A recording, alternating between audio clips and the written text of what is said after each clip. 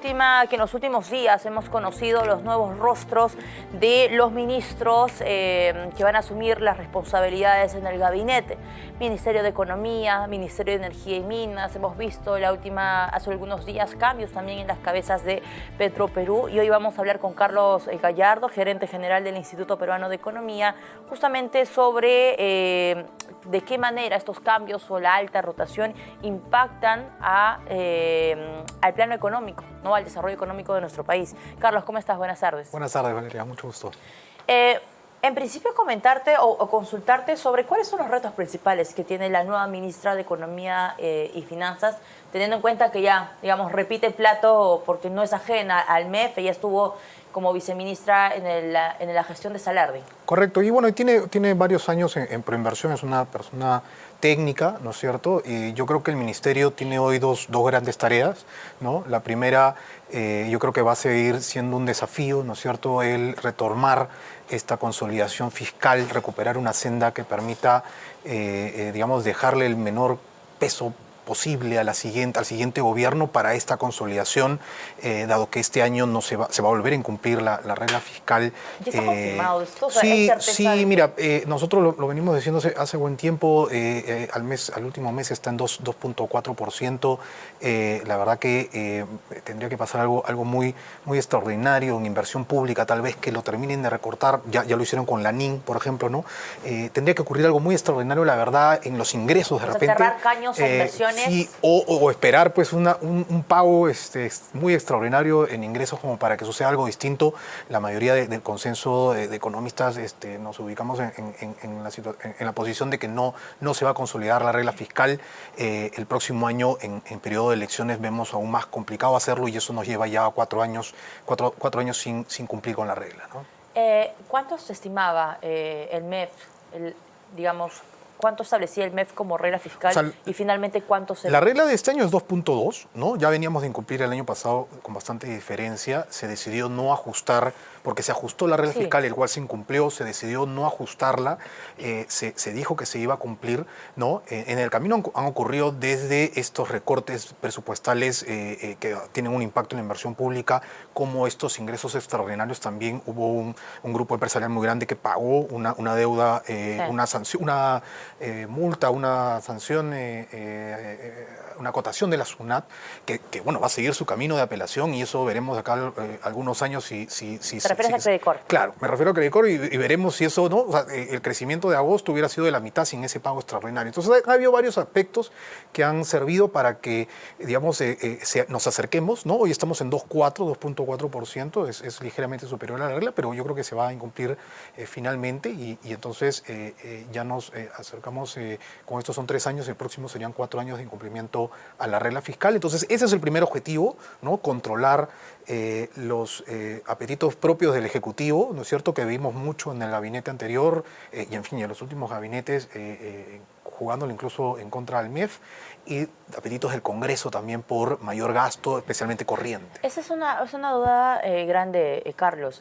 ¿Cuánto de la regla fiscal incumplida para el cierre del 2025 responde a proyectos de ley prestados por el Congreso y cuánto corresponde a iniciativas del Ejecutivo? ¿Cuál pesa más en una balanza? Mira, yo te diría que debe ser algo como 1/3 y 2/3, 1/3 del Ejecutivo, 2/3 del Congreso, pero muy si quieres al azar, si quieres la estimación.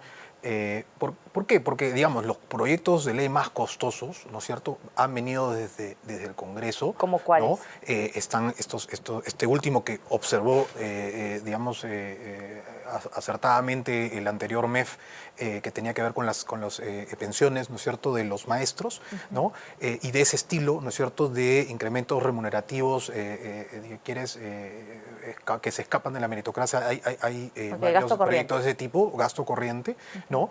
Pero el Ejecutivo ha tenido o tiene también sus intenciones. Está, por ejemplo, que está ahí veremos esta compra de armamento de aviones, ¿no es cierto?, grande, que podría tener un impacto importante yo creo que ya sobre el próximo año, pero que también viene a iniciativa del Ejecutivo. El Congreso no ha decidido comprar aviones de 3.000 millones de dólares, me parece. Ahora, entonces, eso, si quieres, es lo que viene del lado del Ejecutivo.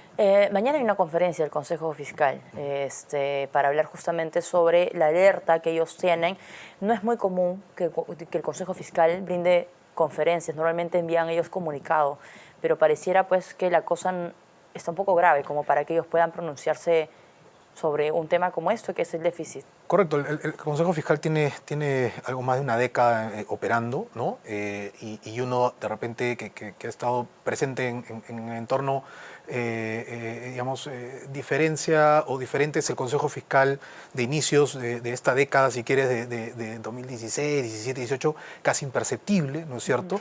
Pero no imperceptible porque no hicieran su trabajo, al final es imperceptible porque había un mejor manejo de aspectos fiscales, ¿no? Y ahora tiene que haber, ¿no es cierto? Y entonces es oportuno esta conferencia que llamó el Consejo Fiscal, porque tiene que haber, si quieres, un llamado de atención al Ejecutivo, al Congreso, para que este traspaso justamente de la responsabilidad de volver a una senda fiscal sostenible no se deje pues todo hacia el siguiente gobierno. Algo más deberíamos hacer en este gobierno, ¿no? Claro, y que tanto atención hay que ponerle a lo que diga el Consejo Fiscal.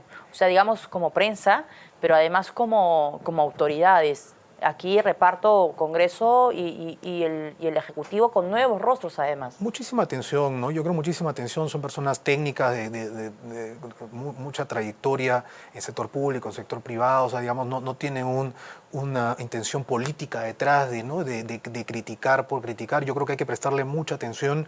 Esto no es algo que solo el Consejo Fiscal ha notado, sino que hay varios economistas también, exministros, haciendo la misma observación, ¿no? Carlos, a lo largo de los últimos días, desde el equipo de Economía hemos estado contando pues la cantidad de rotación que tenemos, tanto en el Ministerio de Economía y Finanzas, en SUNAT y en Petroperú, con la salida ahora de Narváez y bueno, el nuevo cambio que hubo, o este cambio que hubo con el señor Morales. Y vemos cifras que son preocupantes, ¿no? ¿Por qué al peruano de a pie, por qué a la audiencia debería alertarle o preocuparle la alta rotación que vemos en un Ministerio de Economía, muy lejos a lo que señalaba Julio Velarde hace algunos meses sobre la responsabilidad y peso que tenía pues, el MES hace muchos años, que era escuchado además en el Congreso, en SUNAT, de las políticas que también hacen con el tema de la recaudación, y un Petroperú que es cada vez más débil, me parece. ¿Por qué? Mira, a ver, cuando hablamos de déficit fiscal y cómo recuperar la senda fiscal, hablamos de los gastos, vamos a recortar los gastos, ¿no? Y le prestamos muy poca atención a los ingresos. Los ingresos son producto de la política tributaria. ¿Cuánto más vamos a gravar? ¿Cómo se aplican los impuestos? ¿Cómo reducimos evasión, elusión?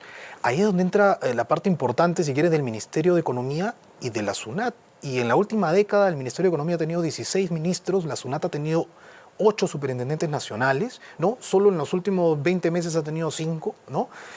Lo cual te coloca en una incertidumbre importante, no solo para las grandes empresas, sino para el ciudadano. ¿Por qué? Porque de algún lado tiene que salir la plata. Y si yo te digo, oye, tienes que salir a recaudar más, ¿no es cierto? Muy probablemente, primero, la parte técnica no va a ser tan técnica porque hay que ver de dónde se saca más recaudación.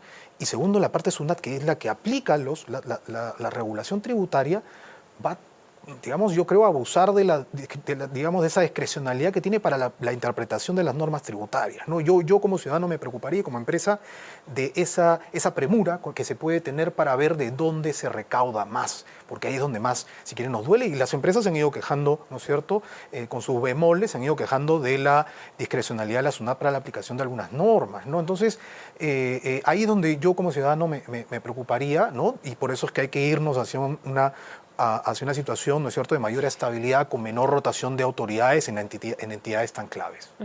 Lo mismo con Petroperú, o sea, creo que desde el 2021 hasta la fecha hemos tenido casi 10 presidentes de directorio, cada uno dura aproximadamente 5 meses. Y lo peor es que ni siquiera son, o sea, es parte de esta gobernanza, digamos, que no termina de establecerse en criterios, pues, OSD, criterios de alto nivel, de alto estándar, salvo el directorio de Oliver Stark en los últimos años, de repente, que presentó un plan, ¿no es cierto?, y que tuvo que salir porque no le aprobaron el plan o se lo aprobaron tarde y con modificaciones, ¿no? Lo que hemos visto es el deterioro de una entidad cada vez mayor, ¿no es cierto? Este deterioro que técnicamente está quebrada, ¿no es cierto? Por unas inversiones que han sido muy costosas vinculadas a la planta y a la refinería en Talara, ¿no? Y entonces hoy está un poco a la deriva ese aspecto. Esperamos que digamos, se pare de una vez este caño, ¿no es cierto?, que nos cuesta a todos los peruanos. Sí, tenemos a esta hora de la tarde más o menos cómo ha cerrado el dólar. Información del Banco Central de Reserva. Ahí está, a nivel interbancario, cerró 3,37. Para muchos, a ver, algunos por acá sonríen porque están como listos como para comprar algunos dólares. Cayó 0,20%. El viernes cerró en 3,38 y hemos estado más o menos en estos niveles que no veíamos desde el 2020 aprox, febrero, julio del 2020. Pero desde el lunes, desde hace una semana, hemos tenido 3,42, 3,40, 3,38 se ha mantenido y hoy ha caído ligeramente más. ¿A qué se debe? ¿Por qué el dólar está así, 3,37, Carlos? Y la pregunta que todos nos hacen, ¿compramos dólares? Además de eso, ¿va a continuar en esta tendencia? Yo creo que es de esperar que pueda caer incluso un poquito más, al menos hasta que entremos más en fase electoral y de repente, dependiendo de quiénes estén en las preferencias electorales, nos empecemos a preocupar un poquito, ¿no? ¿Entrar fase electoral qué meses más o menos? Yo creo que es más ya febrero o marzo del próximo año que tendremos una idea, ¿no es cierto?, de quiénes pueden ser nuestro próximo presidente, ¿no? Y ahí puede que el dólar... Ahí puede ser que termine de ajustarse algo hacia arriba, ¿no? Yo creo que a ver, hay que entender también que este deterioro del dólar, más que venir de una fortaleza económica nuestra, ¿no es cierto?, que es importante la labor que se ha hecho, viene de un debilitamiento de Estados Unidos y esta bajada del tipo de cambio, la apreciación de las monedas está ocurriendo en todos los países en Latinoamérica, o en buena parte de los países en Latinoamérica, ¿no es cierto?, porque, este deterioro de la moneda estadounidense está haciendo, ¿no es cierto?, que los inversionistas se refugien en otras monedas, como que se estén refugiando también en el dólar, que también ha pasado el récord pues, de los $4.000, y ahí están, digamos, las dinámicas globales terminan impactando nuestro tipo de cambio. ¿Qué está pasando en Estados Unidos que está debilitando un poco la mirada que se tiene con una de las economías más potentes del mundo, que explican en parte o en gran parte esta caída del dólar? Yo creo que han habido varias cosas ahí, ¿no? Yo creo que ha habido una invasión de la independencia de la Reserva Federal, ¿no es cierto?, por parte del presidente, en el sentido del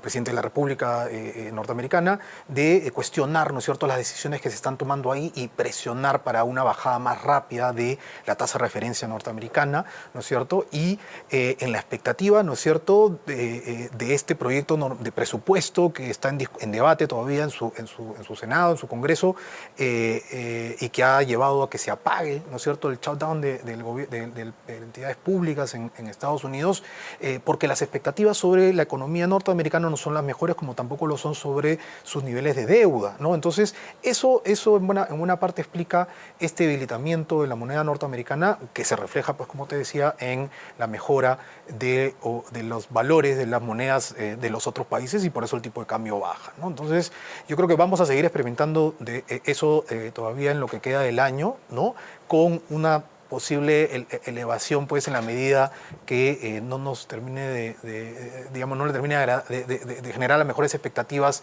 a los mercados internacionales, los posibles presidentes aquí, ¿no? O también a la expectativa de ver cómo termina, ¿no es cierto?, nuestra economía en este año. Ideal, si alguien, digamos, urge comprar dólares, ¿esto es un buen momento? Yo creo que es un buen momento para comprar dólares. Es parte de la dinámica también, cuando el precio baja y todos compramos, hacemos que las presiones a que el tipo de cambio suban empiecen a ocurrir, y entonces, bueno, sí, seguramente hoy varios estamos haciendo las compras. ¿Ah? Adelantando Navidad. Los regalos. Carlos, muchas gracias por acompañarnos esta tarde. Carlos Gallardo, gerente